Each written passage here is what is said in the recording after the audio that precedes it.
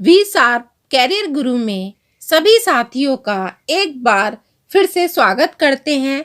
आज हम इस वीडियो में मैथ पेडागोगी के प्रश्नों को देखेंगे जिनकी संख्या 50 है। हर प्रश्न को आप ध्यान से समझेंगे, इसी तरह से आपकी परीक्षा में प्रश्नों को पूछा जाएगा। जिन्होंने मैथ पेडागोगी की पहली वीडियो नहीं देखी है, उसका वीडियो का लिंक डिस्क्रिप्शन बॉक्स में डाल देंगे, वहां जाकर आप इस वीडियो को जरूर देखें। तो वीडियो स्टार्ट करते हैं। देखिए, आपका पहला प्रश्न है, निम्नलिखित में कौन सी विधि तर्क प्रधान विधि है? 4 ऑप्शन है। पहला है विश्लेषण विधि, दूसरा है संश्लेषण विधि, तीसरा है व्याख्यान विधि, चौथा है खोज विधि। तो प्रश्न में पूछा गया है कि तर्क प्रधान विधि है, तो हमारी तर्क प्रधान विधि जो है वह हमारी विश्लेषण विधि। इसे तर्क प्रधान विधि क्यों कहा गया है? देखिए, विश्लेषण विधि में बच्चे जब स्वयं सूक्ष्म अवलोकन के आधार पर इस बात की खोज करते हैं कि किसी समस्या को हल करने के लिए कौन कौन सी जरूरतें हमें मालूम होनी चाहिए। इस विधि में किसी भी समस्या की गहराई तक पहुंचने के लिए समस्या को छोटे छोटे भागों में बांटकर अज्ञात की ओर पहुंचने का प्रयास करते हैं। इस विश्लेषण विधि को हम अज्ञात से ज्ञात की ओर चलने को कहते हैं। तो ऑप्शन हमारा जाएगा पहला। अगला प्रश्न है हमारा, बालकों को कम से कम बताना चाहिए एवं उन्हें अधिक से अधिक स्वयं सोच निकालने के लिए प्रेरित करना चाहिए। यह सिद्धांत लागू होता है। 4 ऑप्शन है। पहला है हमारा निगमन विधि, दूसरा है हमारा आगमन विधि, तीसरा है हमारी प्रोजेक्ट विधि और चौथा है हमारा ह्यूरिस्टिक विधि। तो बालकों को कम से कम बताना चाहिए एवं उन्हें अधिक से अधिक स्वयं सोच निकालने के लिए प्रेरित करना चाहिए। यह सिद्धांत हमारा लागू होता है ह्यूरिस्टिक विधि। इसको समझिए। देखिए, इस विधि में जो शिक्षक की जो भूमिका होती है केवल मार्गदर्शन कराने के लिए होती है। शिक्षक ही बच्चों के समक्ष समस्याएं प्रस्तुत करता है, उसके हल के लिए छात्रों को प्रोत्साहित करता है और आवश्यक सामग्री जुटाता है। उनके प्रश्न के उत्तर देना, वह बालकों की शंकाओं का समाधान करता है। वह अपनी ओर से बच्चों की किसी भी समस्या का हल नहीं बताता, केवल उन्हें खोज करने का मार्ग बताता है। इसीलिए इसे हॉरिस्टिक विधि कहा गया है। अगर आपसे पूछ लिया जाए कि इस विधि के जन्मदाता कौन है, तो इसके जन्मदाता है हमारे आर्मस्ट्रॉन्ग। तो इसका ऑप्शन जाएगा 4th। अगला प्रश्न है, वैज्ञानिक विधि पर आधारित उपयुक्त विधि है। तो पूछा है वैज्ञानिक विधि पर आधारित कौन सी विधि है? ऑप्शन है योजना विधि, दूसरा है निगमन विधि, तीसरा है अधिक अनुभव कितने प्रभावशाली रहे, या ये सभी। तो इसमें वैज्ञानिक विधि पर आधारित जो विधि है, देखिए वैज्ञानिक विधि पर योजना विधि भी होती है, निगमन विधि भी होती है, अधिक अनुभव कितने प्रभावशाली रहे ये भी होते हैं। तो ऑप्शन जाएगा हमारा 4था। अगला प्रश्न है हमारा, निम्नलिखित में से कौन सा सिद्धांत प्रयोजना नहीं है? तो कौन सा प्रयोजना विधि का नहीं है? तो 4 ऑप्शन है। पहला है क्रियाशीलता, दूसरा है वास्तविकता, तीसरा है मूल्यांकन और चौथा है हमारा उपयोगिता। तो देखिए, निम्नलिखित में से कौन सा सिद्धांत हमारा प्रायोजना विधि का नहीं है? तो देखिए, प्रायोजना विधि जब आपको पता होंगी तो आपको आंसर भी पता होगा। देखिए, प्रायोजना विधि कौन कौन सी होती है? एक तो होती है हमारी वास्तविकता, अनुभव, स्वतंत्रता, क्रियाशीलता, उद्देश्य और उपयोगिता। ये हमारी 6 विधियां होती हैं, है ना। तो अब देखिए, क्रियाशीलता भी है, वास्तविकता भी है, उपयोगिता भी है, एक हमारी क्या है इसमें मूल्यांकन नहीं है। तो ऑप्शन जाएगा हमारा सी।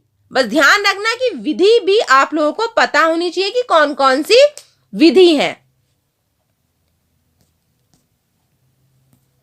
अगला प्रश्न है, गणित विषय में छात्र की रुचि पैदा करने के लिए प्रभावी तरीका होगा?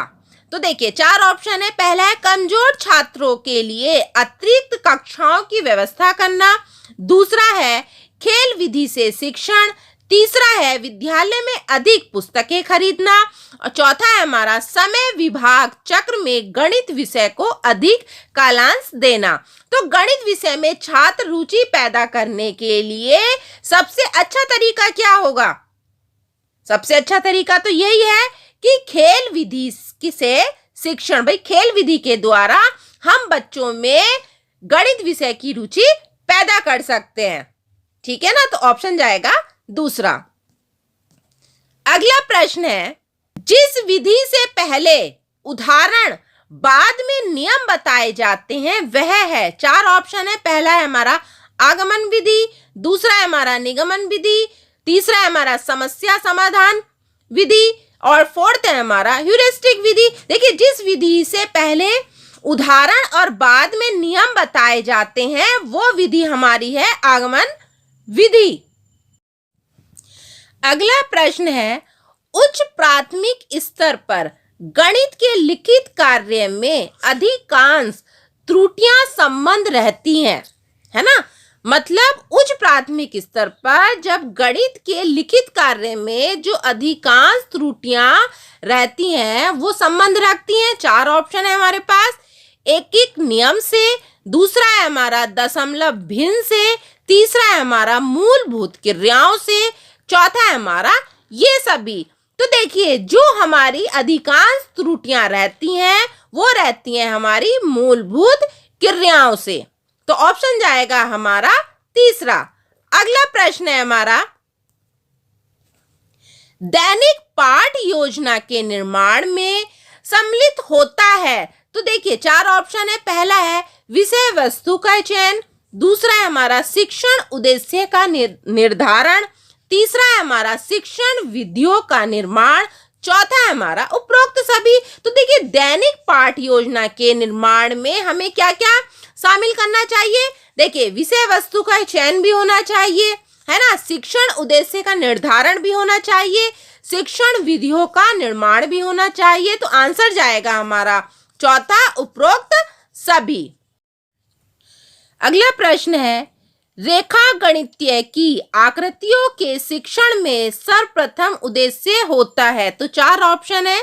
पहला है कौशलात्मक, दूसरा है ज्ञानात्मक, तीसरा है अवबोधात्मक, चौथा है हमारा अनुप्रयोगात्मक। तो देखिए रेखा गणितीय की आकृति के शिक्षण में जो हमारा उद्देश्य होना चाहिए वो होना चाहिए हमारा कौशलात्मक। क्यों होना चाहिए? देखिए किसी भी काम को अच्छे तरीके से व बेहतरीन तरीके से अगर आप कर सकते हो तो तभी रेखा गणितीय की आकृतियों के आप अच्छे से बना सकते हो। तो ऑप्शन जाएगा हमारा पहला। अगला प्रश्न है, वह विधि जो देखो सुनो समझो पर आधारित है। तो कौन सी विधि है? देखिए ऑप्शन है। पहला है आपका प्रयोगशाला विधि, दूसरी है हमारी प्रदर्शन विधि, तीसरी है हमारी विश्लेषणात्मक विधि, चौथी है हमारी संश्लेषणात्मक विधि। तो वह विधि जो देखो सुनो समझो पर आधारित होती है वो होती है हमारी प्रदर्शन विधि। तो ऑप्शन जाएगा हमारा दूसरा। अगला प्रश्न है हमारा, क्रियात्मक पक्ष के शिक्षण उद्देश्यों का श्रेय किसे जाता है? 4 ऑप्शन है। पहला है मसीहा, दूसरा है क्रेथवाल, तीसरा है हमारा सिम्पसन, चौथा है हमारा ब्लूम। तो देखिए ये उद्देश्य इसका श्रेय किसे जाता है? ये जाता है हमारा सिम्पसन को। ऑप्शन जाएगा हमारा तीसरा। अगला प्रश्न है हमारा, ज्ञानात्मक पक्ष के उद्देश्यों में सर्वाधिक योगदान किसने दिया? 4 ऑप्शन है। पहला है हमारा स्किनर, दूसरा है हमारा क्रेथवाल, तीसरा है हमारा सिम्पसन, चौथा है हमारा ब्लूम। तो देखिए ज्ञानात्मक पक्ष के उद्देश्यों में सर्वाधिक योगदान किसने दिया? ये दिया है हमारा ब्लूम ने। तो ऑप्शन जाएगा हमारा चौथा। अगला प्रश्न है, गणित शिक्षण में पाठ्य पुस्तक का उपयोग निम्नांकित कारण से किया जाता है। ऑप्शन है हमारे, पहला है हमारा प्रायोगिक कार्य हेतु, दूसरा है प्रस्तावना हेतु, तीसरा है उदाहरण एवं चित्रों हेतु, चौथा है हमारा उपरोक्त सभी। तो पूछा गया है कि गणित शिक्षण में पाठ्य पुस्तक का उपयोग किस कारण से किया जाता है। तो किस कारण से किया जाता है, देखिए प्रायोगिक कार्य हेतु भी किया जाता है, प्रस्तावना हेतु भी किया जाता है, उदाहरण एवं चित्रों के अकॉर्डिंग भी किया जाता है। तो आंसर जाएगा हमारा चौथा, उपरोक्त सभी। अगला प्रश्न है,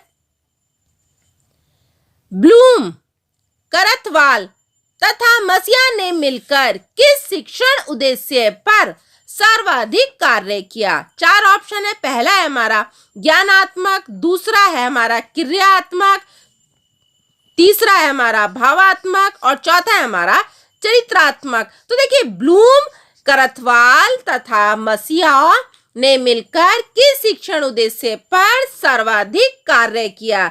ये किया हमारा भावात्मक, ऑप्शन जाएगा तीसरा। अगला प्रश्न है आपका, टैक्सोनॉमी शब्द अर्थ हो सकता है।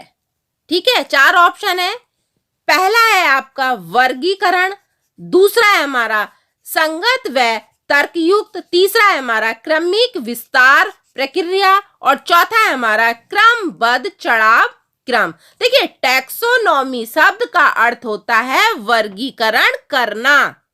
ठीक है ना, ध्यान रखना, वर्गीकरण करना।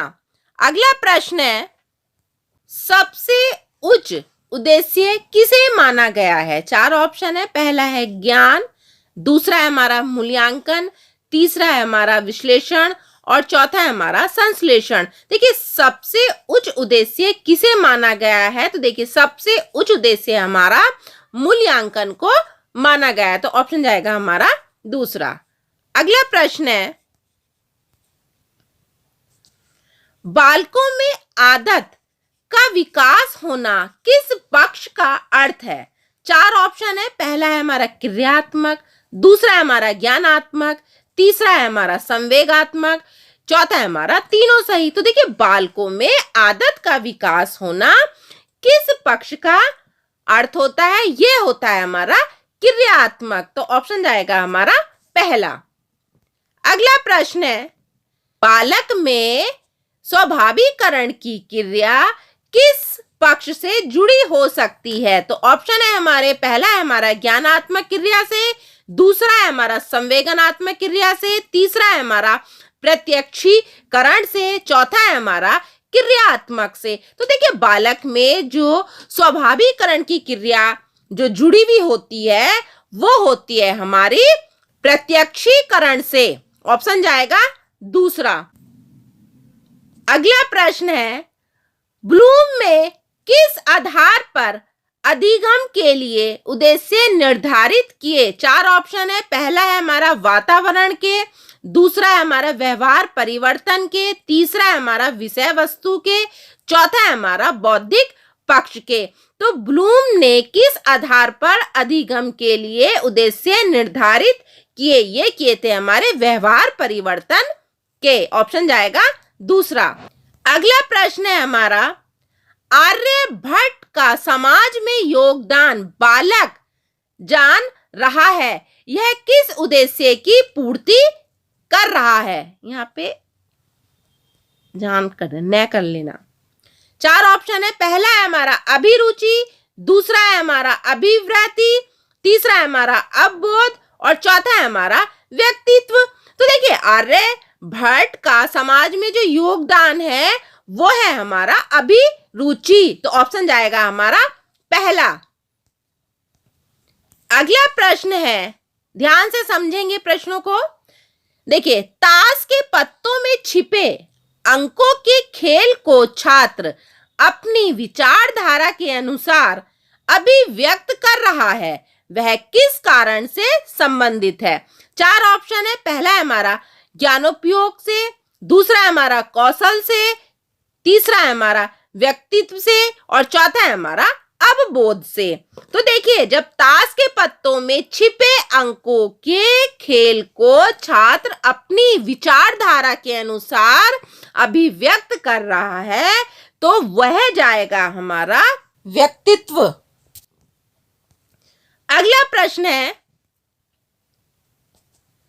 सम विषम संख्याओं को बालक सारणीबद्ध कर रहा है, वह किस उद्देश्य की प्राप्ति कर रहा है? सम और विषम संख्याओं को जब बालक कर रहा है तो वो किस उद्देश्य की प्राप्ति कर रहा है? 4 ऑप्शन है। पहला है हमारा ज्ञानोपयोग, दूसरा है हमारा कौशल, तीसरा है हमारा व्यक्तित्व और चौथा है हमारा अवबोध। तो भाई किस पे करेगा?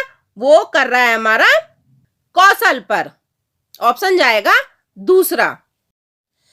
अगला प्रश्न है, गणित विषय के लिए पुरातन स्रोत के रूप में, मतलब प्राचीन स्रोत के रूप में कौन सा ग्रंथ उपयोगी होगा? ये क्वेश्चन वेरी इंपॉर्टेंट है, ये पूछा ही जाता है।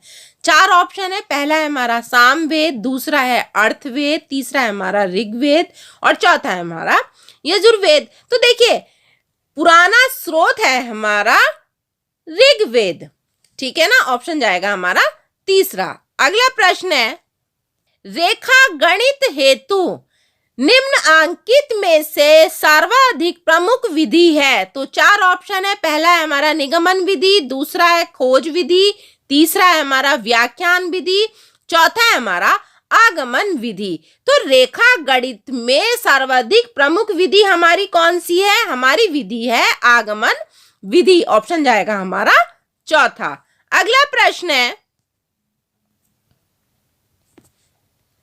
10 गीतिका नामक गणितीय ग्रंथ की रचना किसने की थी? 4 ऑप्शन है। पहला है हमारा ब्रह्मगुप्त, दूसरा है हमारा वराहमिहिर, तीसरा है हमारा आर्यभट्ट और चौथा है हमारा रामानुजन। तो देखिए, 10 गीतिका नामक ग्रंथ की रचना किसने की थी? ये की थी हमारे आर्यभट्ट जी ने। तो ऑप्शन जाएगा हमारा तीसरा। अगला प्रश्न है, ज्यामिति की समस्याओं का हल ज्ञात करने के लिए निम्नलिखित विधि का प्रयोग अध्यापक को करना चाहिए। तो किस विधि का प्रयोग अध्यापक को करना चाहिए? 4 ऑप्शन है। पहला है हमारा आगमन विधि, दूसरा है हमारा विश्लेषण विधि, तीसरा है हमारा निगमन विधि, चौथा है हमारा व्याख्यान विधि। तो हमें बताना है कि ज्यामिति की समस्याओं को हल करने के लिए अध्यापक को कौन सी विधि का प्रयोग करना चाहिए? उन्हें विश्लेषण विधि का प्रयोग करना चाहिए। ऑप्शन जाएगा हमारा दूसरा। अगला प्रश्न है, अपेक्षित व्यवहार परिवर्तन में निहित है। ऑप्शन है हमारे पास। पहला है हमारा प्राप्य उद्देश्य, दूसरा है हमारा सामान्य उद्देश्य, तीसरा है हमारा शैक्षिक उद्देश्य, चौथा है हमारा कोई नहीं। तो पूछा क्या गया है? अपेक्षित व्यवहार। तो ऑप्शन जाएगा हमारा पहला प्राप्य उद्देश्य। देखिए, प्राप्य उद्देश्य क्या होता है? जो मिल सके, है ना, या किसी से प्राप्त हो सके या योग्य, है ना। तो इसे हम बोलते हैं अपेक्षित व्यवहार। अगला प्रश्न है, शिक्षण की सामान्य उद्देश्य होते हैं, है ना। शिक्षण की सामान्य उद्देश्य होते हैं। 4 ऑप्शन है। पहला है पाठ योजना में प्राप्त नहीं किए जा सकते, दूसरा है हमारा दूरगामी, तीसरा है हमारा दूरगामी नहीं और चौथा है हमारा कोई नहीं। तो देखिए, शिक्षण की सामान्य उद्देश्य जो हमारे होते हैं वो होते हैं हमारे दूरगामी। तो ऑप्शन जाएगा हमारा दूसरा। अगला प्रश्न है, प्राथमिक स्तर पर गणित शिक्षण का महत्व है। तो पूछा है भाई प्राथमिक स्तर पर। तो 4 ऑप्शन है। पहला है हमारा सांस्कृतिक, दूसरा है हमारा मानसिक, तीसरा है हमारा व्यवहारिक और चौथा है हमारा आध्यात्मिक। देखिए, प्राथमिक स्तर पर गणित शिक्षण का जो महत्व होना चाहिए वो होना चाहिए हमारा व्यवहारिक। तो ऑप्शन जाएगा हमारा तीसरा। अगला प्रश्न है, गणित शिक्षण का वास्तविक उद्देश्य है ज्ञान प्राप्त करना, नहीं वरन शक्ति प्रदान करना यह कथन है। तो ये कथन किसने कहा? चार ऑप्शन है। पहला है हमारा डयूर ने, दूसरा है हमारा बेकन ने, तीसरा है हमारा रमन ने और चौथा है हमारा डटन ने। तो देखिए यह उद्देश्य प्राप्त जो शिक्षण का वास्तविक जो उद्देश्य है ज्ञान प्राप्त करना नहीं वरन शक्ति प्राप्त करना है। तो यह कथन हमें किसने कहा था? ये कहा था हमारे डटन ने। तो ऑप्शन जाएगा हमारा फोर्थ। अगला प्रश्न है कुहुक गणित ग्रंथ की रचना किसने की थी? तो ध्यान दीजिए क्या पूछा है, कुहुक गणित ग्रंथ की रचना किसने की थी? चार ऑप्शन है। पहला है हमारा श्रीधराचार्य, दूसरा है हमारा ब्रह्मगुप्त, तीसरा है हमारा वराहमिहिर और चौथा है हमारा महावीराचार्य। तो देखिए किस ग्रंथ की रचना की थी, है ना? कुहुक गणित ग्रंथ की रचना किसने की थी? यह की थी हमारे ब्रह्मगुप्त जी ने। अगला प्रश्न है राजस्थान ने भीनमाल कस्बे से किस गणितज्ञ का संबंध है? तो राजस्थान के भीनमाल कस्बे से किस गणितज्ञ का संबंध है? तो चार ऑप्शन है। पहला है हमारा श्रीधराचार्य, दूसरा है हमारा ब्रह्मगुप्त, तीसरा है हमारा वराहमिहिर और चौथा है हमारा महावीराचार्य। तो देखिए राजस्थान के भीनमाल कस्बे से किस गणितज्ञ का संबंध है? वो है हमारे ब्रह्मगुप्त। ऑप्शन जाएगा दूसरा। अगला प्रश्न है गणित सार संग्रह की रचना किसने की थी? ध्यान से सारे प्रश्नों को देखना है, समझना है ना? कोई जल्दी नहीं है, आराम आराम से समझिए। पहला प्रश्न है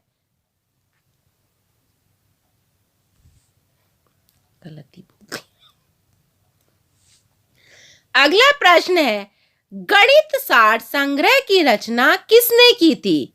तो देखिए प्रश्नों को बहुत ध्यान से समझना है तभी आंसर देना है। चार ऑप्शन है। पहला है श्रीधराचार्य, दूसरा है हमारा भास्कराचार्य, तीसरा है हमारा गणेशाचार्य, तीसरा है हमारा महावीराचार्य। तो गणित सार संग्रह की रचना किसने की थी? ध्यान रखना, सार संग्रह की रचना की थी हमारे महावीराचार्य जी ने। तो ऑप्शन जाएगा हमारा चौथा। अगला प्रश्न है गणित की वह कौन सी विधि है जो करके सीखने के सिद्धांत पर काम करती है, जिसमें छात्र अधिक सक्रिय रहते हैं, वह जिसके द्वारा नवीन तथ्यों की खोज की जाती है, वह कौन सी विधि होती है? चार ऑप्शन है। पहला है हमारा प्रयोगशाला विधि, दूसरा है हमारा प्रदर्शन विधि, तीसरी है हमारी संश्लेषणात्मक विधि और चौथी है हमारी प्रयोजना विधि। तो क्या पूछा है, कौन सी विधि है जिसमें छात्र अधिक सक्रिय रहते हैं? वो विधि है हमारी प्रयोगशाला विधि। ऑप्शन जाएगा हमारा पहला। अगला प्रश्न है गणित शिक्षण की वह कौन सी विधि है जिसमें अज्ञात से ज्ञात की ओर चलते हैं, जिसमें खोज करने की प्रवृत्ति की प्रोत्साहन मिलता है? तो चार ऑप्शन है। पहला है हमारी प्रयोगशाला विधि, दूसरी है हमारी संश्लेषणात्मक विधि, तीसरी है हमारी विश्लेषणात्मक विधि और चौथी है हमारी प्रयोजना विधि।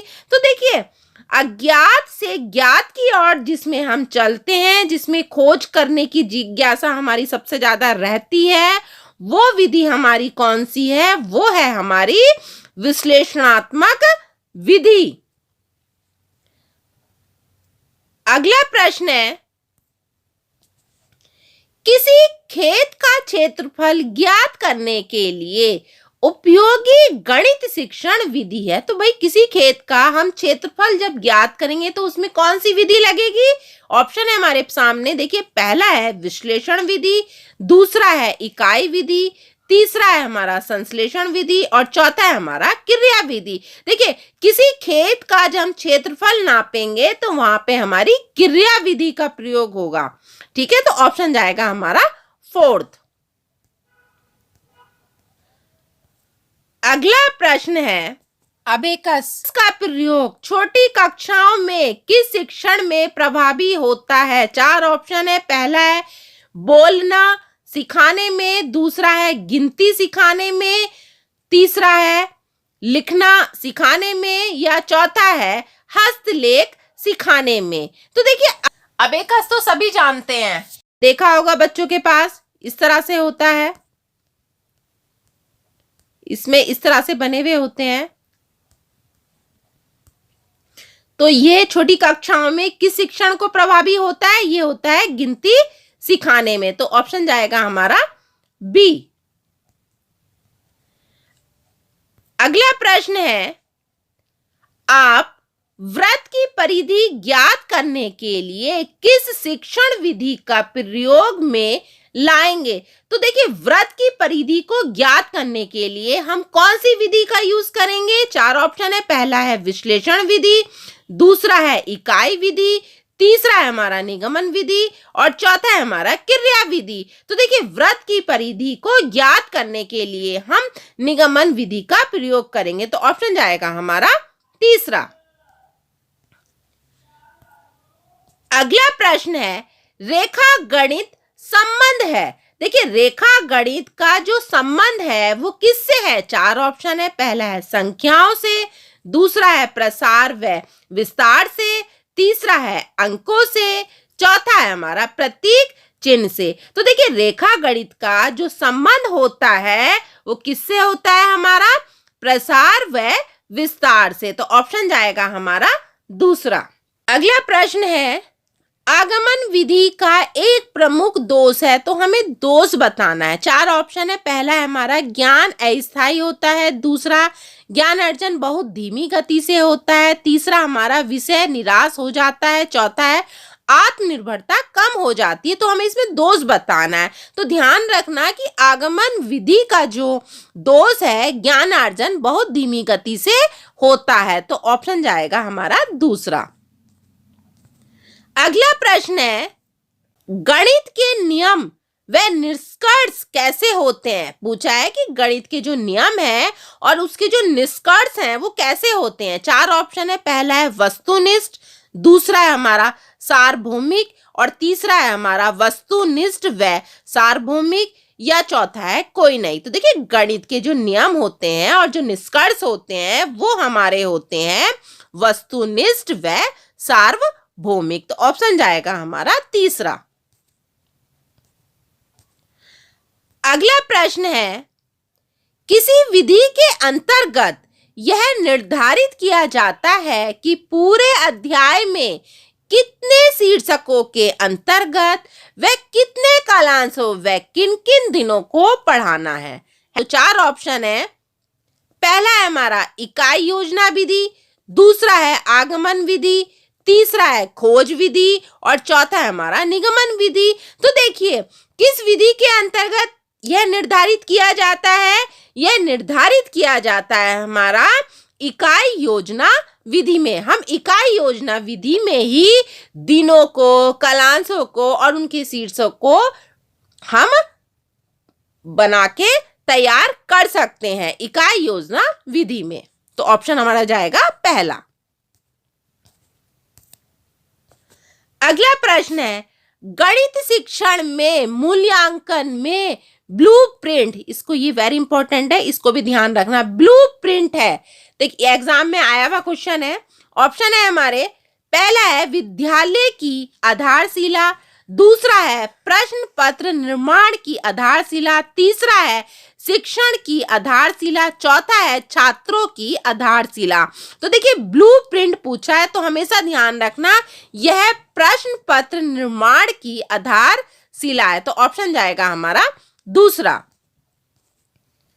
अगला प्रश्न है, वह उद्देश्य जो शिक्षक गणित पढ़ाने के बाद कक्षा में ही प्राप्त कर लेता है उसे कहा जाता है। क्या पूछा है? वह उद्देश्य जो शिक्षक गणित पढ़ाने के बाद कक्षा में ही प्राप्त कर लेता है उसे कहा जाता है। 4 ऑप्शन है। पहला है सांस्कृतिक उद्देश्य, दूसरा है सामाजिक उद्देश्य, तीसरा है पारिवारिक उद्देश्य, चौथा है शिक्षण उद्देश्य। तो देखिए इसमें हमें उद्देश्य बताना है जो पढ़ाने के बाद कक्षा में ही प्राप्त कर लेता है, वह उद्देश्य जाता है हमारा शिक्षण उद्देश्य। तो ऑप्शन जाएगा हमारा चौथा। अगला प्रश्न है गणित विषय का सबसे अधिक संबंध होता है। देखिए गणित विषय का सबसे अधिक संबंध होता है, ऑप्शन है हमारे सामने, पहला है नागरिक शास्त्र, दूसरा है भूगोल, तीसरा है विज्ञान के साथ, चौथा है हमारा समाज के साथ। देखिए नागरिक शास्त्र के साथ भी नहीं है, भूगोल के साथ भी नहीं है और समाज शास्त्र के साथ भी नहीं है। यह किसके साथ है? हमारे विज्ञान के साथ। भाई गणित विषय का सबसे अधिक संबंध तो हमारे विज्ञान के साथ ही होता है, ऑप्शन जाएगा हमारा तीसरा। अगला प्रश्न है रेखागणित में कौन सा आयाम को प्रमुख स्थान दिया जाता है? चार ऑप्शन है, पहला है आकार, दूसरा है विस्तार, तीसरा है हमारी स्थिति, चौथा है उपरोक्त सभी। तो क्या जाएगा भाई? रेखागणित में जो प्रमुख स्थान जो दिया जाता है भाई वो आकार, विस्तार और स्थिति, इन तीनों को दिया जाता है। तो आंसर जाएगा हमारा चौथा, उपरोक्त सभी। अगला प्रश्न है गणित शिक्षण के लिए पाठ योजना का निर्माण आवश्यक है, क्यों जरूरी है? ऑप्शन है हमारे सामने, शिक्षक को पाठ याद होता है, दूसरा विषय वस्तु का विकास सुव्यवस्थित ढंग से किया जाता है, तीसरा है छात्रों की कमजोरियों का पता लगता है, चौथा है विषय का गुण अध्ययन कराया जा सकता है। तो देखिए गणित शिक्षण के लिए पाठ योजना का जो निर्माण जरूरी है वो होता है हमारा विषय वस्तु का विकास सुव्यवस्थित ढंग से किया जाता है, ऑप्शन जाएगा दूसरा। अगला प्रश्न है गणित शिक्षण के प्रेरणात्मक सिद्धांत के सूत्र हैं। चार ऑप्शन है, पहला सक्रियता, दूसरा सजीवता, तीसरा है उपरोक्त दोनों या चौथा है इनमें से कोई नहीं। तो क्या पूछा है कि गणित शिक्षण के प्रेरणात्मक सिद्धांत के जो सूत्र हैं वो हमारे सक्रियता भी है या सजीवता भी है या उपयुक्त दोनों है। तो ध्यान रखना कि जब पूछा जाए कि प्रेरणात्मक सिद्धांत का जो सूत्र है वो हमारी है सजीवता, तो ऑप्शन जाएगा दूसरा। अगला प्रश्न है विशिष्ट से सामान्य तथा स्थूल से सूक्ष्म की ओर शिक्षण सूत्र पर आधारित विधि है। तो कौन सी विधि है? चार ऑप्शन है, पहला है हमारा आगमन विधि, दूसरी है हमारी संश्लेषण विधि, तीसरी हमारी विश्लेषण विधि और चौथी हमारी निगमन विधि। तो ध्यान दीजिए क्या पूछा है कि विशिष्ट से सामान्य और स्थूल से सूक्ष्म की ओर विधि हमारी जो जाएगी वो जाएगी हमारी आगमन विधि, ऑप्शन जाएगा हमारा पहला। अगला प्रश्न है सामान्य से विशिष्ट की ओर शिक्षण सूत्र पर आधारित विधि है। क्या पूछा है? सामान्य से विशिष्ट की ओर शिक्षण सूत्र पर आधारित कौन सी विधि है? तो कौन सी विधि है? देखिए पहला है हमारा ऑप्शन आगमन विधि, दूसरा हमारा आगमन निगमन विधि, तीसरा हमारी विश्लेषण विधि और चौथा हमारा निगमन विधि। तो देखिए सामान्य से विशिष्ट की ओर जो शिक्षण विधि होगी वो होगी हमारी निगमन विधि, तो ऑप्शन जाएगा हमारा फोर्थ। ठीक है, इतना समझ में आ गया। देखिए इस वीडियो में हमने 50 प्रश्नों को देखा है और आप लोगों ने इनको ध्यान से किया होगा। तो आप कमेंट्स करके ये जरूर बताना कि आपके कितने प्रश्न सही हुए हैं। ठीक है, तो मिलते हैं फिर एक अच्छी वीडियो के साथ।